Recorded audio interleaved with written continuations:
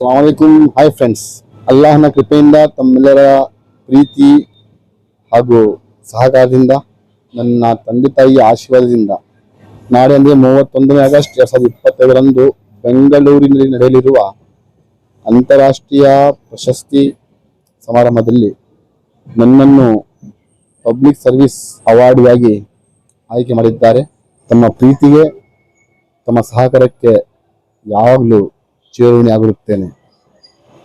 दोस्तों, अल्लाह रब्बुल इज़्ज़त के फजल करम से, मेरे वालिदैन की दुआओं से और आप तमाम के दुआओं से, सपोर्ट से, कोऑपरेशन से कल यानी 31 अगस्त 2025 को मुझे बेंगलुरु में इंटरनेशनल अवार्ड सेरेमनी के अंदर पब्लिक सर्विस अवार्ड से नवाजा जा रहा है। तो इस दौरान मैं आप तमाम का शुक्रगुजार हूँ कि आप तमाम ने इतना सपोर्ट किया और कोऑपरेशन किया। Thank you.